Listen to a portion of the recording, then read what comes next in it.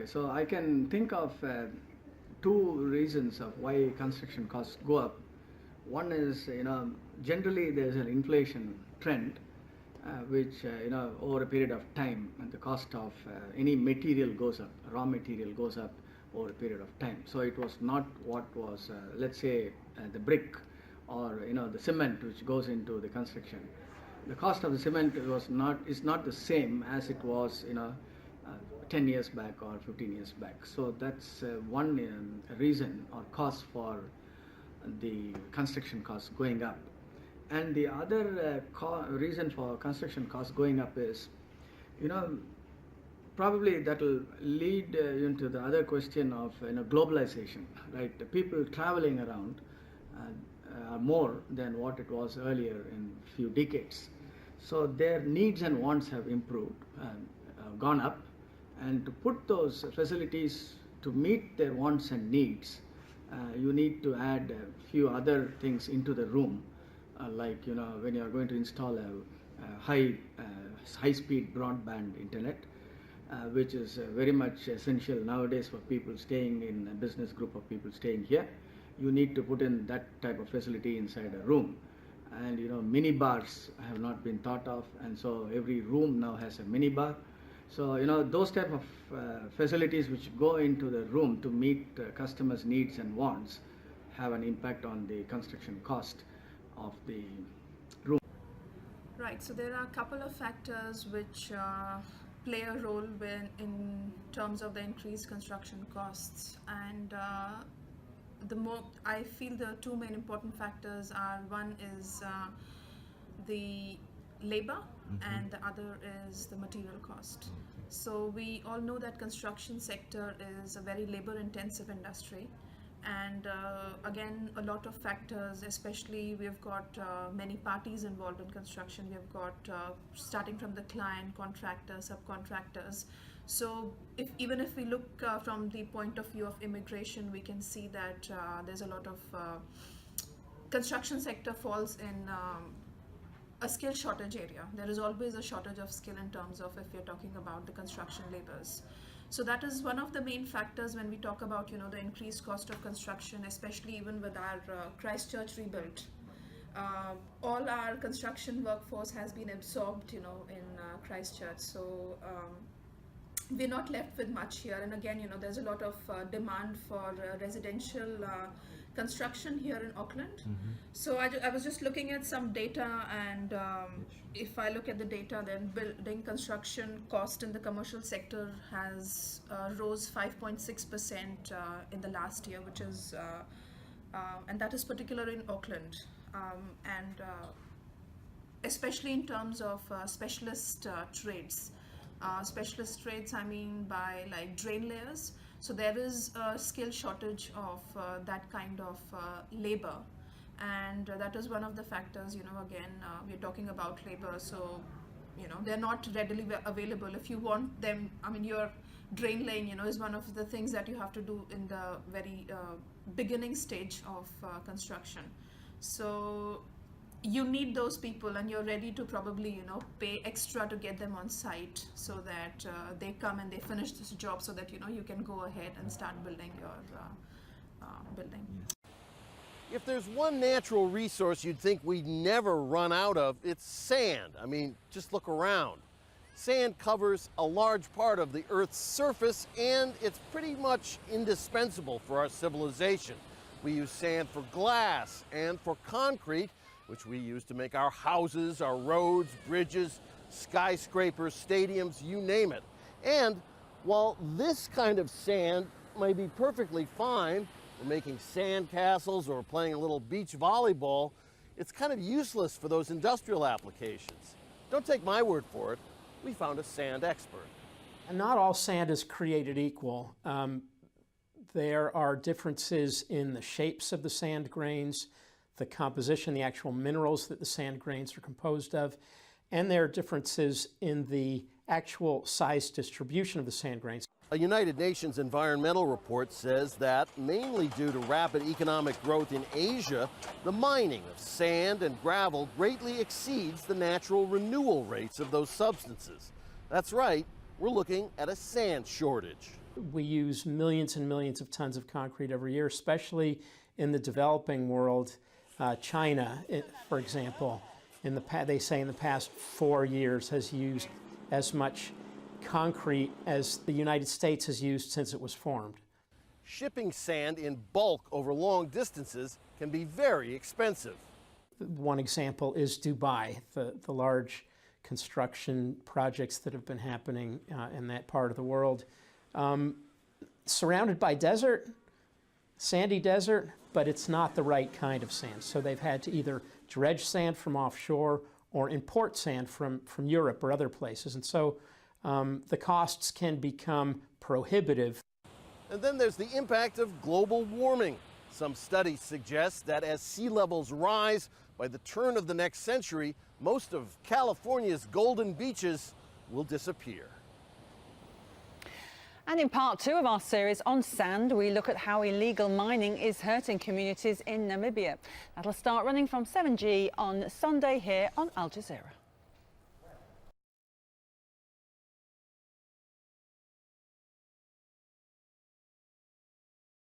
Probably innovative ways here which you can think of is using technology to to increase the life of the carpet, say.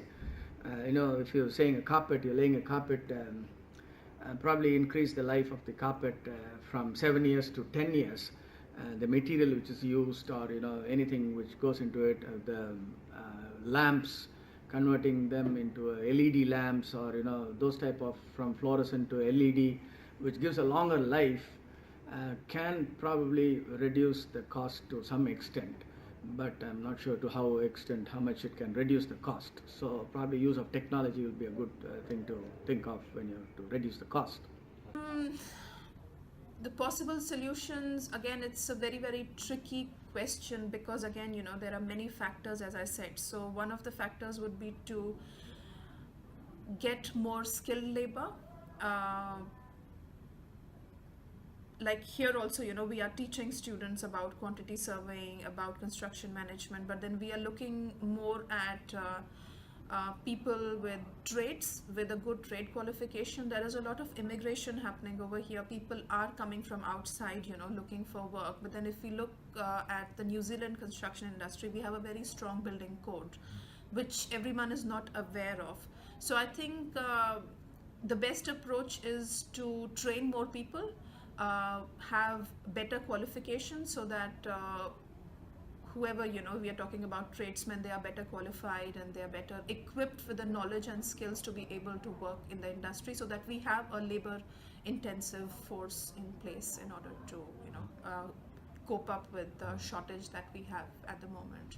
And again, there are many other factors. Again, if we look at generally here, the weather in New Zealand, it is quite often on, so that impacts upon whatever is within the contract. It leads to delays. How we can get those delays down with better project management skills, and also,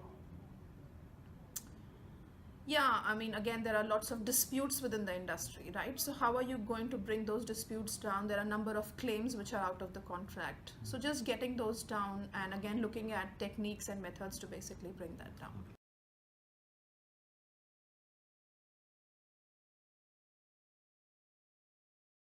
Yeah, so globalization has definitely increased the perspective of how a customer sees a room and how he books a room in a hotel, So you need to be trendy in the sense to match the world's standards, because people keep traveling around and they compare hotels in different places, and they compare not only the hotels but also the comfort in which they are being provided.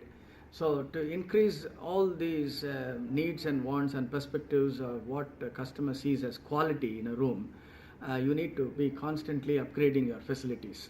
And when you upgrade facilities, definitely there's an impact on cost. And globalization definitely has a small, rather a large impact on, construction costs going up because of the facilities which needs to go inside each room. Right, so impact of globalization is quite major. Again, if we look at ourselves in terms of New Zealand, where we are placed, we are quite out of, sort of the central area on the world map itself. So globalization impacts upon, again, when we talk about the construction cost, materials, right? We have lots of materials that are being, we are importing materials from outside. So material again comes from, what do we say, from China or from places. So, and when we talk about impact of globalization, another important factor is that looking at other parts of the world wherein there is more need of material and labor, right? So all that basically concentrates over those areas, and whatever we are left with here, it's a long way down. So again, going back to increase in construction cost as a result of globalization. Got some points over here.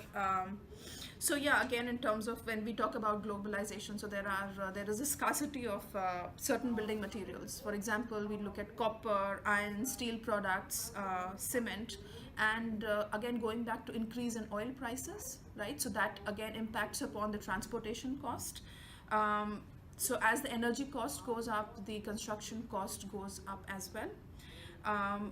Again, impact of so much of terrorism is happening. If we look back with the 9/11 attack, there were more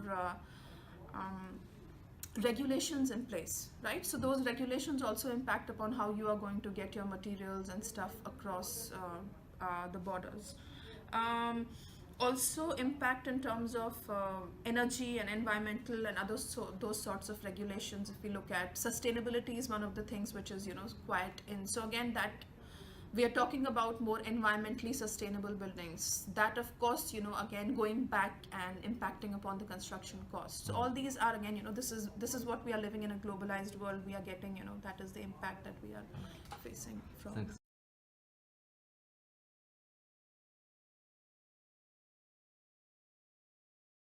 Obviously, if you increase, if there's a cost increase in constructing a room, your room tariff goes up.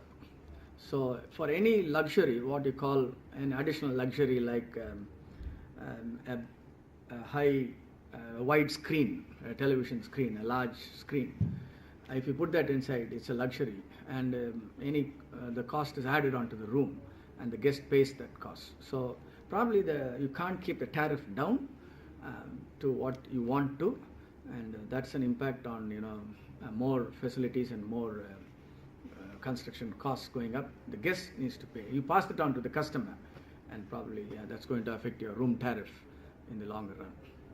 So, right, so there is a substantial, you can say, if we look at, again, I was looking at an article from Bloomberg, and it says that too many people are going to New Zealand, and that has become a problem. So it has become a problem in the sense that there are more people coming. So obviously the demand for, we know that tourism is the third largest industry, which is giving profit to New Zealand. And we have got a lot of demand. So lots of people are coming in from outside, and we don't have much in terms of tourism, hospitality, even when we're talking about hotels. So again, this article here which I was looking at, it talks about a couple of people, 53 elderly Americans coming from US, and they did not find a place in a hotel for one night. So which again quite clearly shows that there is a gap between the demand and the supply that we have got. So the impact here is that we need to build more, right, for the hospitality industry. And again, if we are looking at places like especially people would usually come down, land in Auckland, cost of construction has increased. Because of that, we already know that the residential construction sector is putting a lot of pressure here on the Auckland construction market and other parts of New Zealand as well. So we have, again, going back to labor is scarce. Labor is gone down to Christchurch. We have less labor over here, so construction cost has increased. So impact upon the hotel industry, especially for the new players. So if we are talking about building new hotels, right? So that comes down to, again, increased construction cost. At the end of the day, we have a service provider, we have a facility that has come up, but which means that the tourists end up paying more for that kind of facility. So if you are again looking at that, so